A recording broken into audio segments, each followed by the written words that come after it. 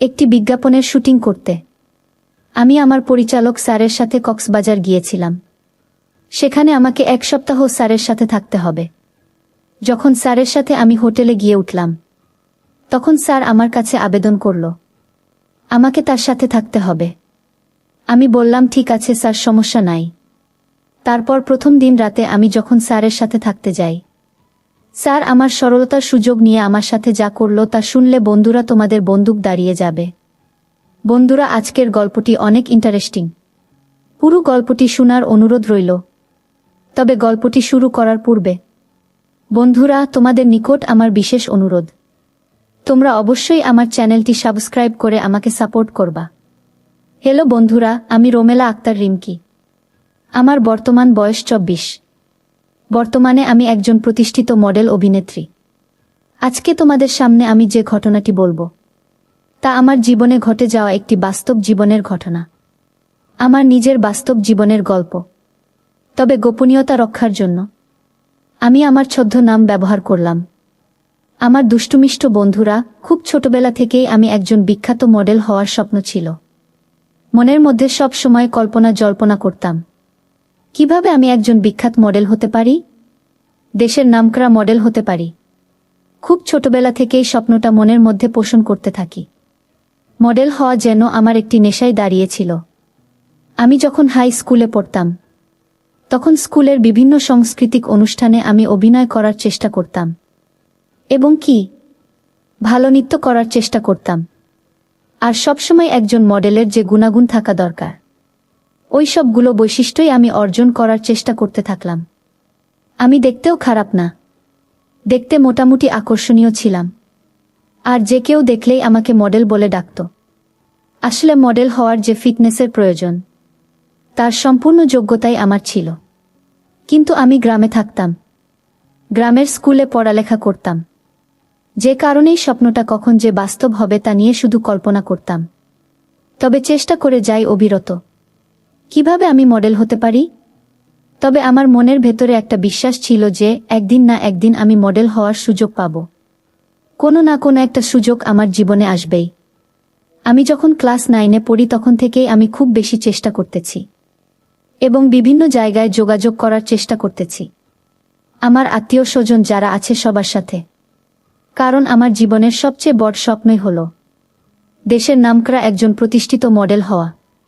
আমাকে সবাই চিনুক, আমাকে জানুক, আমার রূপ, আমার সৌন্দর্য, আমার লাবণ্য ছড়িয়ে পড়ুক গোটা পৃথিবী জুড়ে। আর সেই স্বপ্ন নিয়েই আমি অনুসন্ধান করতে থাকি কিভাবে ভালো কোনো মিডিয়াতে গিয়ে আমি আমার যোগ্যতা এবং অভিজ্ঞতা সবকিছু কাজে লাগিয়ে কিভাবে আমি একজন মডেল হতে পারি। আমি এসএসসি পরীক্ষা দেওয়ার পর বাবা আমাকে বলল, রোমেলা, তুই ঢাকা যা, তোর বোনের বাসা থেকে বেড়ায়া গা। বাবার কথা অনুযায়ী আমি ঢাকায় চলে গেলাম। বোনের বাসায় বসে বসে টিভি দেখছিলাম আর মনে মনে চিন্তা করছিলাম কিভাবে আমি মডেল হতে পারি। হঠাৎ আমার চোখের সামনে টেবিলের উপর একটি পত্রিকা দেখতে পেলাম। পত্রিকার পাতা উল্টাতে উল্টাতেই হঠাৎ আমার চোখে পড়ল একটি বিজ্ঞাপন, আর সেই বিজ্ঞাপনে লেখা মডেল আবশ্যক। বিজ্ঞাপনটা দেখেই মনটা ভালো হয়ে গেল। মনে মনে ভাবলাম, এই বুঝি জীবনের স্বপ্ন পূরণের সুযোগ পেয়ে গেলাম, মডেল হওয়ার সুযোগ পেয়ে গেলাম। বিজ্ঞাপনটি আমি খুব ভালোভাবে মনোযোগ সহকারে পড়লাম। বিজ্ঞাপনের যত প্রকার ক্রাইটেরিয়া বা শর্ত আছে, সবগুলোই মনে হচ্ছে আমার আছে। আমার শারীরিক ফিটনেস, গঠন এবং শিক্ষাগত যোগ্যতা, চেহারা সৌন্দর্য, কথাবার্তার দৃষ্টিভঙ্গি, কণ্ঠ এবং সর্বশেষে আমি পরিশ্রমে বটে। তার মানে বিজ্ঞাপনের সকল ক্রাইটেরিয়া অনুযায়ী আমি সেই মডেল হওয়ার যোগ্য। তারপর বিজ্ঞাপনে দেওয়া নাম্বার অনুযায়ী আমি ফোন করে বিষয়টা বোঝার চেষ্টা করলাম। ওই নাম্বারে ফোন দিলে একটি মেয়ে ফোন রিসিভ করে বলল, কি নাম আপনার? আমি বললাম রোমেলা। তারপর জিজ্ঞেস করল, বাড়ি কোথায়? আমি বললাম টাঙ্গাইল। তারপর জিজ্ঞেস করল, আপনি কি একজন মডেল হিসেবে কাজ করতে আগ্রহী?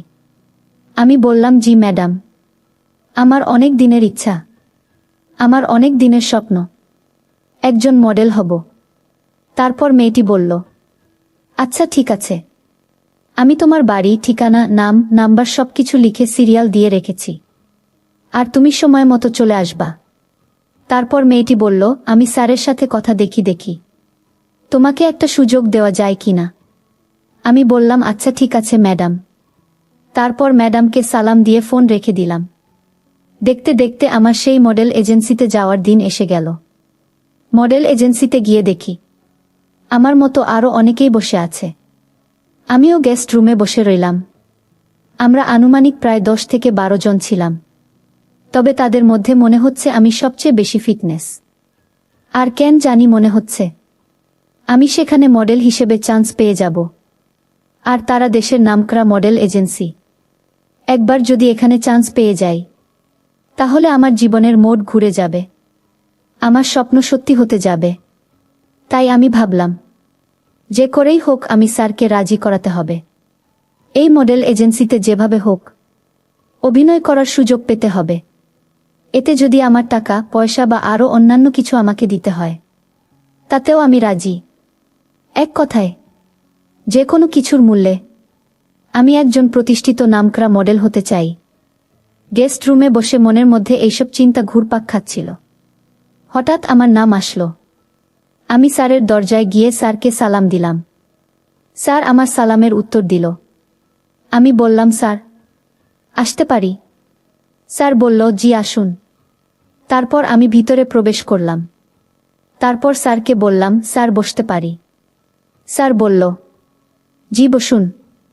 তারপর স্যার আমাকে জিজ্ঞেস করল, তোমার নাম কি? আমি বললাম, আমার নাম রোমেলা। স্যার আমাকে বলল, বাহ, খুব সুন্দর, খুব মিষ্টি নাম তো তোমার। পড়ালেখা কতটুকু করেছ? আমি বললাম, স্যার এসএসসি পরীক্ষা দিয়েছি এই বছর। স্যার বলল, ভালো তো, তুমি অভিনয় কেমন পারো? এর আগে তোমার কি আর কোনো অভিনয় করার অভিজ্ঞতা আছে? আমি বললাম, স্যার আমি এর আগে কোনো মডেলিং এজেন্সিতে অভিনয় করিনি, কিন্তু আমার শিক্ষা জীবনে আমি হাই স্কুলে বিভিন্ন সংস্কৃতি অনুষ্ঠানে নৃত্য পরিবেশন করতাম এবং বিভিন্ন শিক্ষামূলক নাটক বা বিভিন্ন অনুষ্ঠানে বেশ ভালো অভিনয়ের পারফর্ম করেছি। সেক্ষেত্রে আমি যতটুকু ভাবলাম, আপনি যদি আমাকে একটু সুযোগ দেন, তাহলে আমি আমার সর্বোচ্চ দিয়ে চেষ্টা করব। স্যার বলল, আমি তোমার কথা বুঝতে পেরেছি, কিন্তু অভিজ্ঞতা হলে ভালো হতো। আচ্ছা ঠিক আছে, তুমি কি আমাকে এখন এই মুহূর্তে একটা অভিনয় করে দেখাতে পারবা? আমি বললাম, স্যার অবশ্যই পারব, তবে আপনি আমাকে বলে দেন আমি কোন ধরনের অভিনয় করব। তখন স্যার আমাকে একটি ডায়ালগ শিখিয়ে দিয়ে বলল, এই ডায়ালগ অনুযায়ী তুমি একটু অভিনয় করো। তারপর আমি স্যারের দেখানো ডায়ালগ অনুযায়ী অভিনয় করতে শুরু করলাম। অভিনয় শেষে স্যার আমাকে বলল, বাহ, খুব সুন্দর হয়েছে, তোমার অভিনয় দেখে আমি অনেক খুশি হয়েছি। ঠিক আছে, তুমি আগামীকালকে চলে আসবা। আগামীকালকে তোমার প্রথম রিহার্সাল। আমি বললাম, আচ্ছা ঠিক আছে স্যার, আমি আগামীকালকে ঠিক সকাল 10টায় চলে আসব। তারপর স্যারের কথা অনুযায়ী সেদিন প্রথম রিহার্সাল, অর্থাৎ প্রথম স্যার আমাকে কিছু অভিনয়ের কলা কৌশল শেখাবে। এজন্য খুব আনন্দে খুব সুন্দর করে সেজে গুজে একবারে নিজেকে আকর্ষণীয়ভাবে তৈরি করলাম। তারপর স্যার যে রুমে আমাকে রিহার্সাল দেওয়াবে, সেই রুমে গিয়ে আমি বসে স্যারের জন্য অপেক্ষা করতে শুরু করলাম। কিছুক্ষণ পর স্যার রিহার্সাল দেওয়ার জন্য স্যার আমার এখানে আসলো, অর্থাৎ আমাকে যেখানে রিহার্সাল দিতে হবে সেই রুমে। আর বাহিরের লোক কেউ নাই সেখানে, শুধু স্যার আর আমি একা। তখন স্যার আমাকে বলল, রোমেলা, যদি তুমি একজন নামকরা মডেল হতে চাও, তাহলে অবশ্যই তোমার মধ্যে বেশ কিছু গুণাগুণ থাকতে হবে। তার মধ্যে সবচেয়ে বড় গুণটা সেটা হচ্ছে অভিনয় করতে গিয়ে কখনো আনইজি ফিল করতে পারবে না। সব সময় মনটাকে উদাস উদাস রাখবে। তাহলে দেখবে অভিনয় অটোমেটিক চলে আসবে তোমার ভেতর থেকে এবং তুমি ভালো পারফর্ম করতে পারবে। আমি বললাম, আচ্ছা ঠিক আছে স্যার, ধন্যবাদ। স্যার বলল, ওয়েলকাম। তারপর স্যার বলল, চলো তাহলে রিহার্সাল শুরু করি। আমি বললাম, ওকে স্যার। তারপর স্যার আমাকে বিভিন্ন দৃষ্টিভঙ্গিতে অভিনয় শেখাতে শুরু করল। আমিও স্যারকে অনুসরণ করতে শুরু করলাম, কিন্তু মাঝে মধ্যে অভিনয় শেখাতে গিয়ে স্যার আমার সাথে কেমন জানি আচরণ করে। মাঝে মাঝে খুব বাজেভাবে স্যার আমাকে অভিনয় শিখাতা। আমিও স্যারের তালে তাল দিতে শুরু করলাম। কারণ বিখ্যাত মডেল অভিনেত্রী হওয়া ছিল আমার সারা জীবনের স্বপ্ন। তাই আমি এইসব ব্যাপার কি তুচ্ছ মনে করলাম। এইভাবে স্যারের সাথে আমি প্রায় 1 বছর অভিনয় শিখলাম। স্যারের সাথে 1 বছর অভিনয় শিখতে গিয়ে আমি একেবারে স্যারের সাথে ফ্রি হয়ে গেলাম। স্যারের যে কোনো বিষয় আমার সাথে শেয়ার করত, আমিও স্যারের সাথে শেয়ার করতাম। এক কথায় স্যার আর আমার মধ্যে একটা বন্ধুত্ব সম্পর্ক তৈরি হয়ে গেল। এবং বিভিন্ন সময় অভিনয় করতে গিয়ে তার আর আমার সাথে অনেক ভিন্ন রকম কিছু হতো। তখন আমি যদি উল্টা দিকে যাইতাম তাহলে স্যারের মন খারাপ করত। মনে মনে ভাবলাম, বিখ্যাত মডেল অভিনেত্রী হতে হলে স্যারকে এরকম সুযোগ সুবিধা দিতে হবে। মনে হয় এটাই নিয়ম, এটা ছাড়া সম্ভব না। কারণ স্যারকে খুশি না করলে স্যার আমাকে কখনো কোনো সুযোগ সুবিধা দেবে না। তারপরেও যতটুকু পারতাম স্যারকে খুশি করার চেষ্টা করতাম।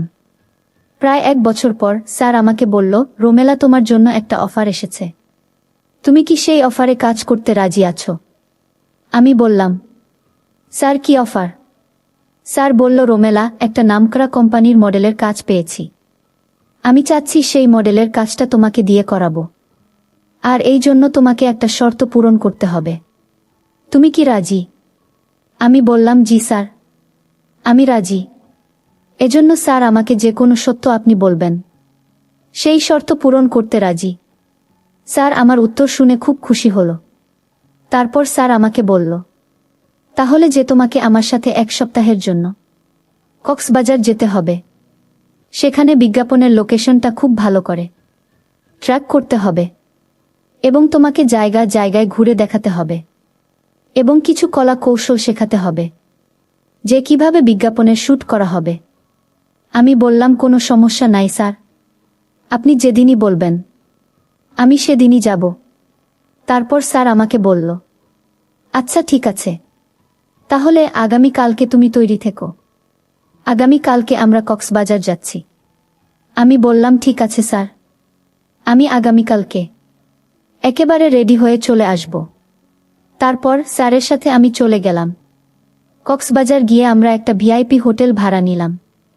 কিন্তু আমার স্যারের সাথে প্রথম থাকতে খুব অসুবিধা হচ্ছিল। আর তাছাড়া স্যারের সাথে তো আমার অনেক দিনের সম্পর্ক, একেবারেই ফ্রি, যে কারণে তেমন বেশি একটা ভয় ছিল না। কিন্তু স্যার আমার সাথে যে একেবারে এতটা খারাপই করবে সেটা আমার স্বপ্নে বাহিরে ছিল। যদিও একসাথে একই রুমে, একই বেডে, কিন্তু মনের মধ্যেই বিশ্বাসটা ছিল অনেক। এছাড়া স্যার আমাকে যাই করুক না কেন অন্ততপক্ষে আমার সাথে খারাপই করবে না। কিন্তু সেই বিশ্বাসটা ভেঙে গেল সেদিন স্যারের সাথে থাকার পর। স্যার আর আমি রাত্রে একই বেডে শুয়েছিলাম। হঠাৎ করে আমি অনুভব করলাম কেউ যেন আমার সাথে ভিন্ন রকম কিছু করার চেষ্টা করছে। তখন আমি ঘুম অবস্থায় আছি। বাট ঘুম থেকে উঠে দেখি স্যার আমার বিভিন্নভাবে নিয়ন্ত্রণ করার চেষ্টা করছে এবং আমাকে ইশারায় বিভিন্ন দিক বোঝানোর চেষ্টা করছে। আমি তখন অসহায়ের মতো হয়ে গেলাম, নিরুপায় হয়ে। জীবনের স্বপ্ন পূরণ করতে গিয়ে জীবনের শ্রেষ্ঠ সম্পদ বিলিয়ে দিলাম স্যারের হাতে। স্যার তার সমস্ত ইমেজ দিয়ে আমার সব কিছু সেদিন নিজের ইচ্ছামতো কেড়ে নিয়েছিল, যার বিনিময়ে আমি হতে পেরেছিলাম দেশের একজন নামকরা মডেল অভিনেত্রী। পরিশেষে আমি তোমাদেরকে বলবো, বন্ধুরা, জীবনে চলার পথে, জীবন এগিয়ে নিয়ে যাওয়ার পথে বিভিন্ন বাধার সম্মুখীন হতে হয়। আমার জীবনে এরকম ধরনের বাধার সম্মুখীন হয়েছিলাম। কিন্তু দুঃখের ব্যাপার হলো, বন্ধুরা, আমিও এরকম ধরনের বাধার সম্মুখীন হয়েছিলাম, কিন্তু তাতে আমি বাঁচতে পারি নাই। সেটা আমার ব্যর্থতা। বন্ধুরা, তোমরা কখনো অতিরিক্ত আবেগী হইও না, কারণ এই আবেগেই আমার জীবনটাকে শেষ করে দিয়েছে। তোমরা অবশ্যই সবসময় তোমাদের নিজেদেরকে সংযত করার চেষ্টা করবে। আমার মতো অতিরিক্ত আবেগে, অতিরিক্ত আকাঙ্ক্ষার ফলে তোমরা তোমাদের শ্রেষ্ঠ সম্পদ হারিও না। অবশেষে তোমাদের স্বামী এবং তোমাদের আত্মীয় স্বজন সকলের কাছেই জবাবদিহিতা করতে হয়। আর সবচেয়ে বড় কথা হচ্ছে, তোমার যে একটা পিউরিটি ভাব সেটার থাকে না।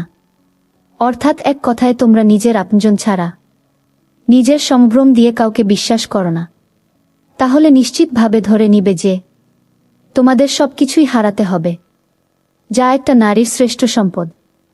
বন্ধুরা, আজকে এই পর্যন্তই। ভিডিওটি ভালো লাগলে একটি লাইক দিয়ে চ্যানেলটি সাবস্ক্রাইব করে আমাকে সাপোর্ট করবা। পরিশেষে তোমাদের সুস্বাস্থ্য কামনা করি। ভিডিওটি দেখার জন্য তোমাদের সকলকে অসংখ্য ধন্যবাদ।